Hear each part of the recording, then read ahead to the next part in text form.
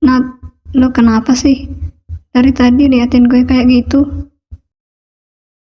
Tanya Natalia sedikit ngeri melihat tingkah Nathan yang aneh. Sahabatnya itu terus senyum-senyum saat melihat dirinya. Melihat senyum itu, bukannya Natalia terpesona, tapi malah ngeri. Nathan itu tipe laki-laki tampan yang dingin dan galak. Beda sekali dengan Dava, saudara kembarnya. Dava tipe laki-laki yang ceria dan murah senyum. Kalau Nathan yang senyum-senyum, bukannya membuat suasana ceria, tapi malah suram. Senyumnya seperti senyum orang jahat yang sedang merencanakan pembunuhan. Gue lagi mikir buat ciuman sama lo.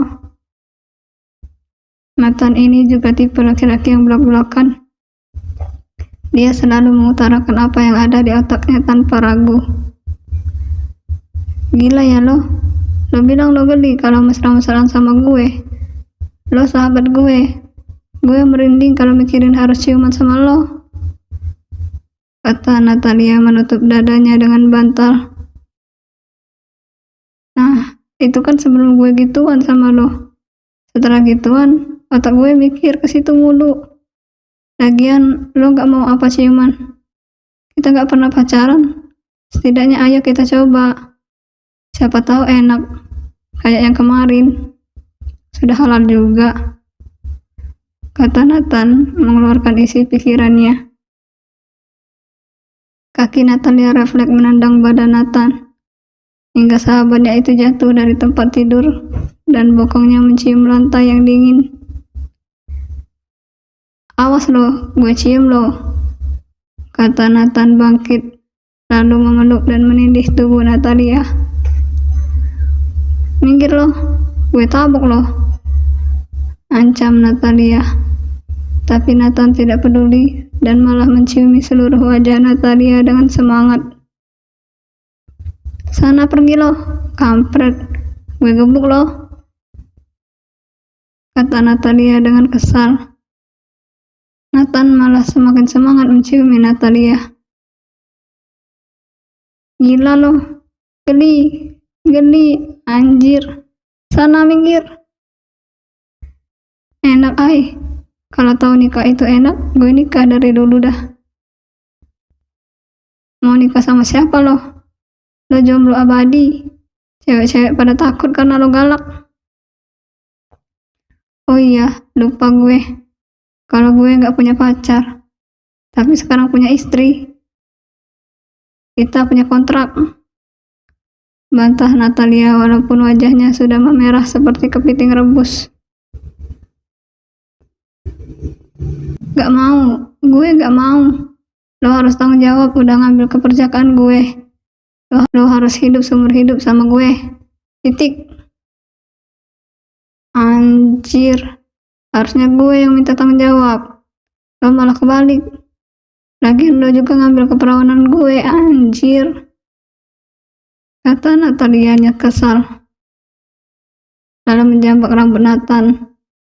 Sahabatnya itu tidak membalas sama sekali. Biasanya dia akan memencet wajah Natalia.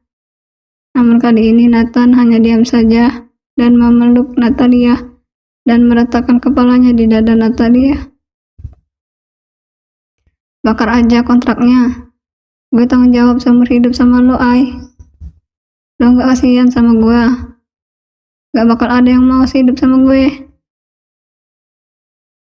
Makanya jangan galak. Lo udah kayak kucing oren kalau dideketin cewek. Gue gak suka deket-deket sama cewek, ay. Natalia tentu sangat tahu hal itu. Dia sangat ingat saat di coffee shop, tempat yang dibangun oleh Nathan dan Dava. Ada seorang wanita yang mendatangi Nathan dan sambil tersenyum. Dengan galaknya Nathan berkata, ngapain lo cengar-cengir liatin gue? Gosok gigi sana. Gigi lo udah kering no. Katanya dengan muka yang sangat tidak bersahabat. Wanita itu langsung lari berurayan air mata. Untung saja coffee shop mereka tidak pernah sepi. Dan itu berkat wajah tampan si kembar dan wajah cantik Natalia. Tentu saja sikap ramah Dava dan friendly sangat berpengaruh besar. Kalau peran Nathan sih sebagai model yang good looking, ibaratnya dia cuma bunga cantik yang beracun, tapi indah dipandang. Gue geli tapi suka kalau dekat-dekat lo, kata Nathan lagi. Walaupun dia galak dan omongan sangat pedas, Nathan itu lebih ke tipe laki-laki polos yang mengatakan isi hatinya apa adanya. Karena itu persahabatan Nathan dan Natalia bertahan sangat lama. Dia juga bisa menikah, walaupun karena kesempatan pada awalnya. Tapi jujur Natalia juga tidak tahu harus melakukan apa setelah semua ini terjadi. Mereka tidak mungkin lagi kembali menjadi sahabat setelah seperti ini. Gue bingung, tapi lo tenang aja. Gue pastiin gue gak bakal lepasin lo. Setelah semua ini terjadi, lo milik gue seutuhnya. Gue bisa gila kalau gini, kata Natalia bingung. Nathan yang terlihat polos itu bisa obsesif juga. Nathan melepaskan pelukannya dari Natalia dan mengacak rambut sahabatnya. Gue punya urusan. Lo bisa di sini aja atau keluar menemui mama. Gue punya pekerjaan penting, katanya dengan nada yang tidak biasa. Dava tiba-tiba merinding. Bulu kuduknya tiba-tiba berdiri semua. Suasana kamarnya juga sudah terasa lebih dingin. Firasat buruk tiba-tiba menghantui dirinya. Dia buru-buru mengunci pintu kamarnya. Tapi sialnya, pintu kamarnya tidak mau terkunci. Dava berdoa dalam hati, semoga Tuhan melindunginya dari mara bahaya. Surprise, my brother, kata Nathan yang berhasil membuka pintu kamarnya. Dava langsung lemas. Wajahnya pucat seperti kehilangan semua darah dari tubuhnya. Nathan seperti sangat marah. Apalagi dia sampai mengatakan abang pada dirinya. Sudahlah, tamat sudah riwayatnya. Lo punya urusan sama gue, my brother. Nat, kita bisa bicarakan baik-baik loh. Gak usah kayak gini. Kita ini saudara kembar. Kalau gue terluka, lo juga bisa terluka, kata Dava merayu. Sialan lo, karena lo gue jadi gila, katanya mencoba menonjok perut Dava, tapi Dava berhasil menghindar. Sini lo, kita selesaikan secara jantan. Jantan kepala jelek lo. Jantan. Malam pertama aja kagak bakal jadi, kalau bukan karena gue. Dasar lemah syahwat lo, ejek Dava, seakan lupa kalau sudah menggali kuburan sendiri. Lo bakal gue gantung ke pintu depan, kata Nathan dengan senyum dingin. Dava langsung buru-buru melompati jendela kamarnya dan kabur. Sementara Nathan terlihat sangat geram. Anjir, apes gue, katanya sambil menjauh dari area rumahnya. Tapi penampilan dirinya sungguh menyedihkan. Hanya mengenakan celana pendek, tidak pakai baju dan sandal. Mirip orang mesum yang ketahuan selingkuh dan kabur. Demi gumpalan lemak yang lucu dan imut, gue rela. Awas aja kalau gak mirip gue. Gue suruh ganti rugi kalian, katanya membayangkan bayi-bayi lucu dan imut. Kembali lagi ke sisi Nathan. Sebenarnya dia bisa mengejar Dava dengan mudah. Dava itu sangat lemah dalam olahraga, berbeda dengan dirinya yang unggul dalam olahraga. Tapi Nathan sudah kena mental terlebih dahulu.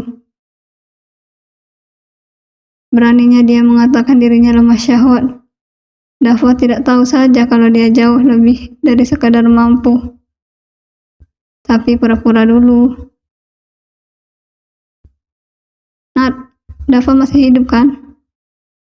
Kata Natalia yang buru-buru menyusul Nathan setelah berpikir ada yang tidak beres.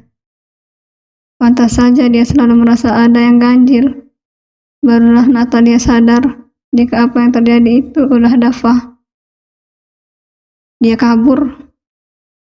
Syukurlah, gue kira udah gak hidup. Rencananya tadi gitu, udah kabur-kabur. Tapi nanti lihat saja gak bakal lepas lagi. Udah Nat, kita lupain aja ya. Gak usah dibahas lagi ya. Bujuk Natalia. Serem juga kalau Nathan berniat balas dendam. Coffee shop mereka masih butuh Dava untuk membawa banyak pelanggan. Kalau nggak dibutuhkan sih, Natalia juga mau bantu gebukin Dava. Gue lupain kalau lo mau ciuman sama gue, kata Nathan mencari kesempatan. Kapan lagi kan ada kesempatan emas ini? Kampret lo yang gue gebukin, kata Natalia bersiap-siap memukul Nathan. Nathan malah lebih dulu mengecup bibir Natalia dan berlari menjauh. Tangkap aja kalau lo bisa, katanya sambil tersenyum mengejek. Nathan sialan, awas aja lo. Natalia sadar tidak ada gunanya mengejar Nathan. Sahabatnya itu berlari sangat kencang. Untuk urusan olahraga, tidak ada yang bisa mengalahkan Nathan. Staminanya sangat luar biasa. Apalagi dibarengi dengan latihan rutin dan hidup sehat. Daripada berusaha untuk sesuatu yang hasilnya nihil, Natalia lebih memilih untuk menemui Rianti, mama mertuanya. Natalia tersenyum malu saat menginjakkan kakinya di ruang makan. Niatnya ingin membantu gagal sudah. Rianti dan beberapa asisten rumah tangga sudah selesai menyiapkan makan malam. Ada yang bisa dia bantu mah? Tanya Natalia dengan nada yang tidak enak. Rianti hanya tersenyum dan mengisyaratkan Natalia untuk mendekatkan kepadanya. Ada, mama minta cucu yang gembul dan gemuk, kata Rianti dengan senyum bahagia. 2 aja nak, kata Rianti lagi menaikkan dan mengembangkan kelima jarinya. Itu bukan 2 bu, itu 5, kata Mbak Astri, asisten yang bekerja pada keluarga ini. Tidak apa-apa, semakin banyak semakin bagus toh, kata Bu Indun, pengasuh Dava dan Nathan sejak masih kecil. Namun karena dia tidak punya keluarga, sampai sekarang Ibu Indun masih bekerja di sini. Natalia hanya bisa tersenyum canggung melihat Rianti yang semangat meminta cucu padanya. Entahlah apa jadinya kalau mereka semua tahu jika pernikahannya dan Nathan hanya karena kesepakatan dan rasa iba saja. Natalia hanya bisa tertawa sumbang dan menggaruk kepalanya yang tidak gatal. Menatap Rianti dengan canggung luar biasa.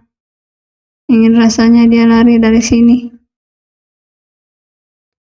Nanti dong Ma, baru aja kita nikah. Nanti kalau udah waktunya Nathan kasih mama cucu gemuk dan gembul, kata Nathan menyelamatkan Natalia. Dia kemudian duduk di samping bangku dekat istrinya.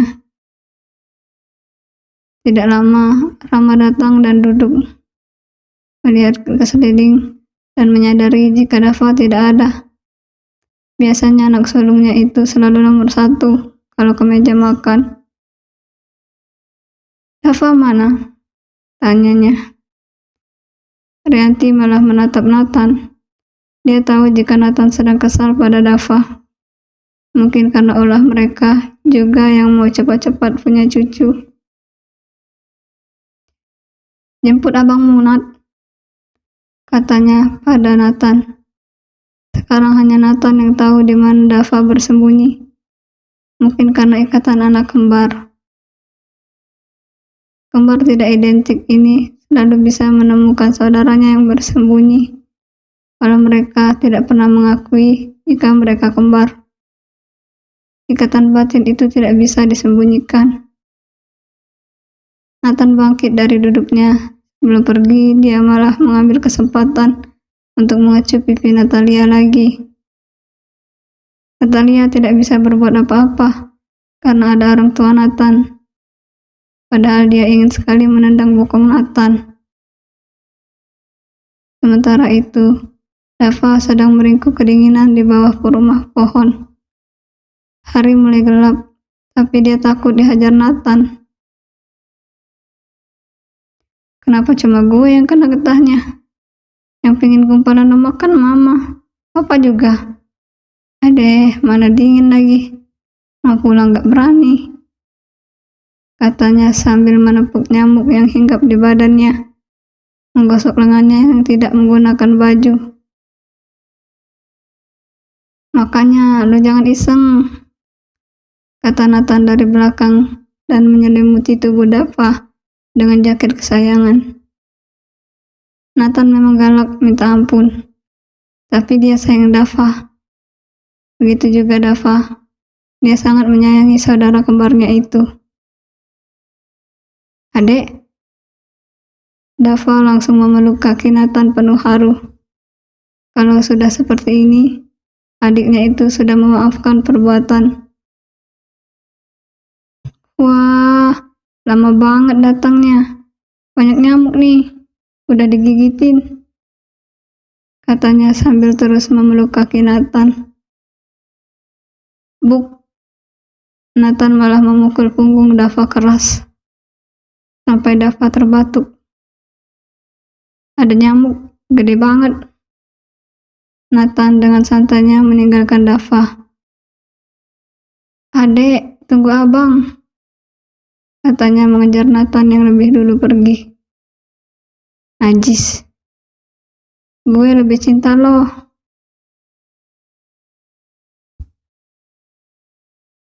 Selesai makan malam, Nathan dan Natalia langsung kembali ke kamar mereka. Takut diminta cucu gembul dan gemuk. Ai, jangan jauh-jauh napa, kata Nathan protes karena Natalia duduk menjauh darinya.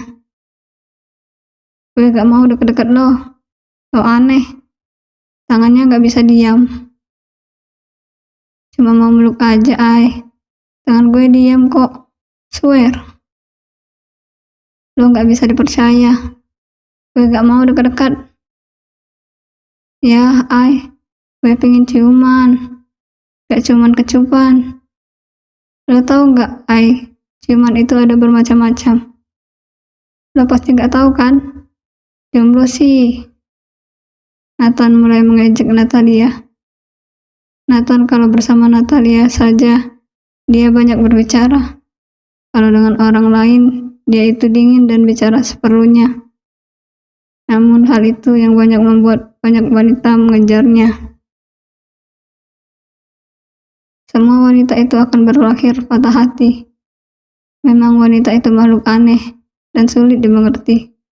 Sudah tahu nyakitin, tapi malah jatuh cinta.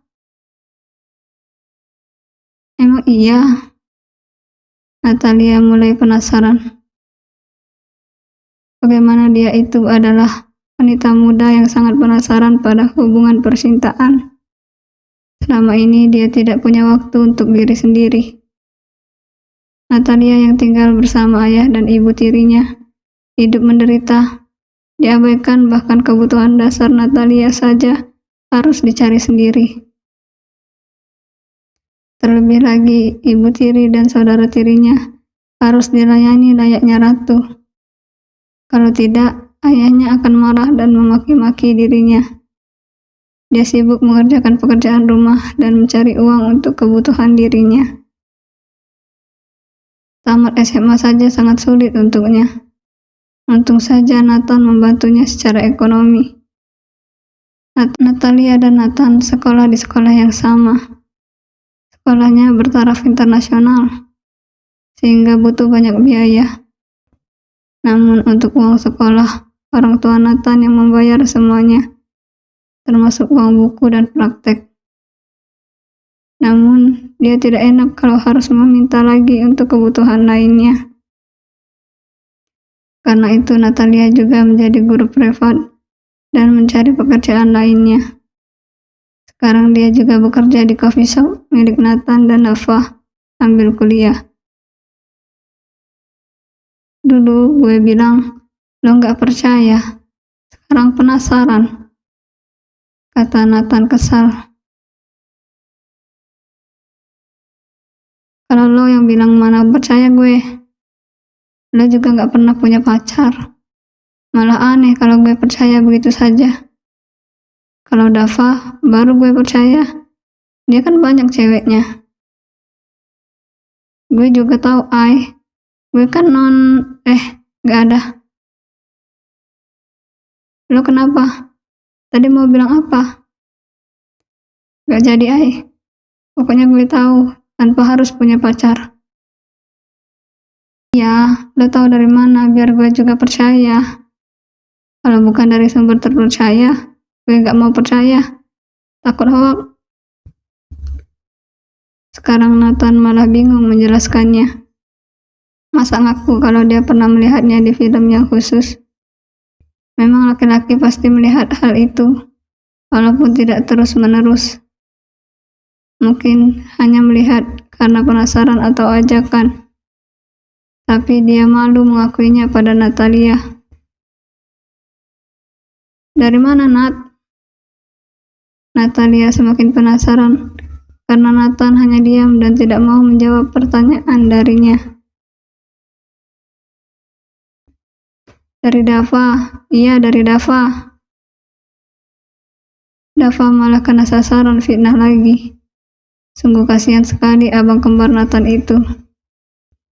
Walaupun dia punya banyak teman cewek, tapi sebenarnya dia juga jomblo abadi. Si kembar yang tampan tapi apes kalau soal percintaan. Oh iya, kalau Dava sih pantas tahu kayak gituan, kata Natalia. Padahal Dava tidak tahu apa-apa. Sekarang malahan dia sedang mengoleskan lotion ke tubuhnya yang habis digigiti nyamuk. Sungguh kasihan. Ayolah, sini dekat-dekat gue. Sini gue pengen peluk lo. Jangan jauh-jauh apa? Nat, jujur gue geli banget kalau dekat-dekat lo. Rasanya kayak aneh aja. Makanya sini, biar sama-sama belajar. Gue udah gak mau mikirin soal kesepakatan. Gue juga udah robek surat perjanjian kita. Gue harap juga lo mau lakuin hal yang sama. Setelah bujuk rayu dari Nathan, akhirnya Natalia mau mendekat dan dipeluk oleh Nathan. Mama minta cucu loh. Lo tahu kan harus apa? Kata Nathan memeluk Natalia kuat, sehingga tidak bisa kabur lagi dari dirinya. Nathan! Natalia berteriak hingga bergema ke seluruh kamar mereka. Bersambung.